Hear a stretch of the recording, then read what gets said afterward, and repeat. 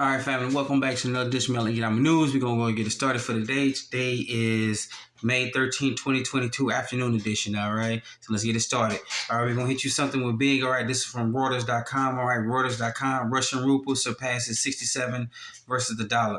All right, all these sanctions, everything else they try to come up with, the Western media saying we're going to punish Russia, the U.S. and Western media punish Russia. They're going to punish it. Look at it now.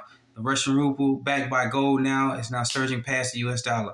Real actual money is now flowing into the Russian ruble, so they can pick up as much as Russian rubles as they can, and turn around and buy precious metals from the Russian bullion dealers and everything else. All right, so go and get this article from Reuters.com. All right, Reuters.com. Just want to hit you about that one.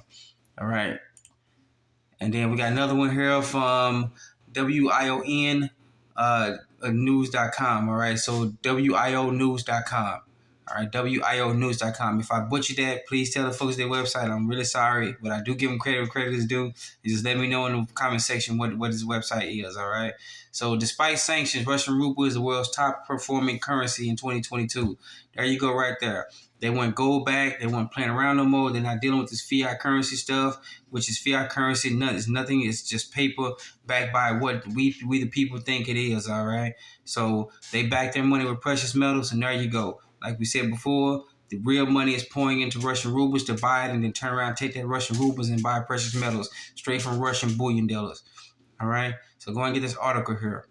All right, and then let's get into a little bit. It says the Russian ruble has recovered the majority of its losses. The Russian capital's controls have made it the best performing currency in the world this year, while just a few people will benefit from the boom.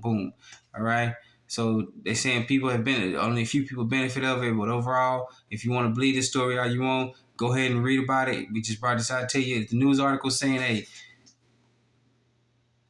best currency in the world right now, best performing currency in the world. Then you go down here, so it may be a little contradictory, but like I said, do your own research. Please just don't believe what we talk about on this channel. Go ahead and get into it, and you see for yourself. I've been watching some of these other markets, and I've been seeing the Russian ruble myself just go up and go up and go up.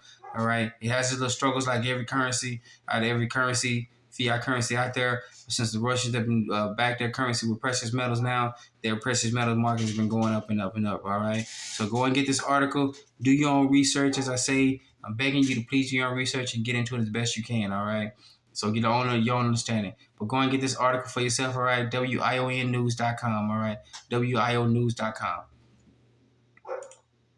All right, and then this is from ZeroHedge.com. Sorry about that, my dogs are barking. I had to get the dollars a little bit quiet. All right. The biggest crash in history is coming, says Robert Kawasaki. He says so. All right. So this is Robert Kawasaki here. This man, he's an author. He's an author who wrote the book, one of the best books that I've didn't listen to the audio on. I don't have the actual paperback, but I got the audio of it. I listened to it, and basically he's saying, hey, Robert Kawasaki recently tweeted, the best time to prepare for a crash is before the crash, not during the crash when it happens, not when it's hit rock bottom. All right, the biggest crash in the world in the history is coming. The good news is the best time to get rich is during the crash. So the crash is actually happening now. Markets are going up and down. Markets around the world in turmoil. Precious metals are going up. All right. So my kids just got home. Had to take a little break for a second. They just got home from school. All right. But getting back to it, you see the biggest crash. He said the biggest crash is coming. All right. Now, Liberty said the bad news is the next crash will be a long one. It may be long as the Great Depression. Just remember, people think the Great Depression ended during the World War II. No, it didn't. If you take a look at all the official numbers, economic numbers, the real numbers, and you'll see that the Great Depression lasted from 1929 to 1955. All right, that's quite a long time. Hopefully, it doesn't last that long. Hopefully, we only have a crash. I'm hoping for the best, but I'm getting ready and I'm getting ready and get myself ready for the worst. All right, so go and get this article. This is from ZeroHedge.com. All right, ZeroHedge.com. And then on more news here, this is also from ZeroHedge.com. Jerome Powell, head of the trade. Actually, it was supposed to be Jerome Powell sees more pain ahead amid soft landing. Is out of the Fed's control. All right. So basically, what Jerome Powell is saying, the Federal Reserve chair did the Fed Chair Powell just jump straight from the denial to acceptance on his journey through a grief of the death of the transitory inflation. So all this talk about transitory inflation, this and this, is going out the window when Powell just flat out admitted, hey, we can't control this no more. Read into the words, we can't control it no more. We're headed for a hard crash. We can't solve this thing no more. We've went way beyond it. All right. So with that being, we want you to get a hold of this article. Jerome Powell, Federal Reserve Chair, has just went ahead and pretty much flat out just said, hey, we can't give a soft landing anymore. We dug it too deep. We kicked the can down the road too much times, and now it's time that we got to pay the piper. This be prepared for a hard crash. All right, a hard crash coming in the economy. All right, in the markets. All right, so get this article, another article from zerohedge.com. All right, zerohedge.com. And then we got another article here from zerohedge.com. This is one I'm very interested in. Precious metals. Gold tumbles below 1800. Erases all year-to-date gains. All right, so we see precious metals have been taking a beating in recently. Everything has been going down, down, down, and down.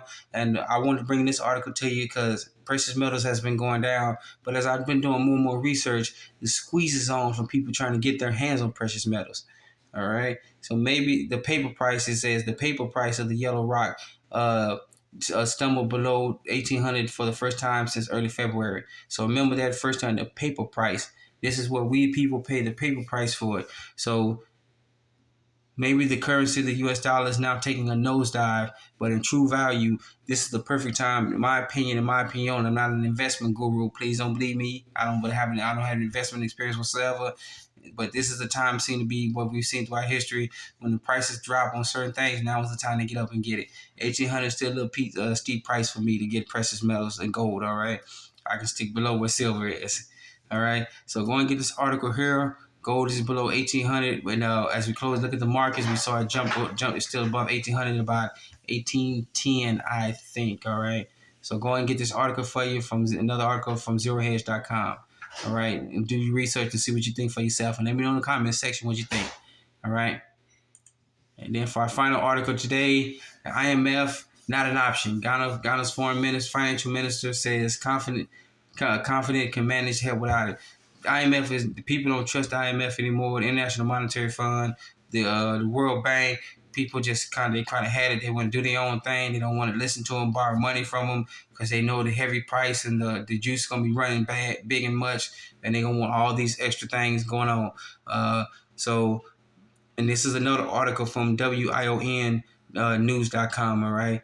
Ghana basically told them, no, we'll manage our money without you, all right? They got capital controls going on in Ghana, and as you can see, they basically said, we'll do this on our own. All right, Ghana's on the brink of an economic crisis. In 2021, the country recorded total public debt around 77% of its GDP, despite its finance minister said that Ghana was committed to managing its debt without taking assistance from the International Monetary Fund. I wouldn't want those people coming to help me either. And people are writing articles about how the world is in debt, but nobody really in the Western media is talking about how bad the Western world is in debt. The Western world is in severe debt. All right, if you take a look at USDebtClock.org, you can see where it says the U.S. is 30 trillion in debt. The U.S. national debt is way over that, and basically, and what the U.S. is taking in taxes and everything else is about 24 trillion. So we're operating about 106% over GDP, what we gain in versus what we owe.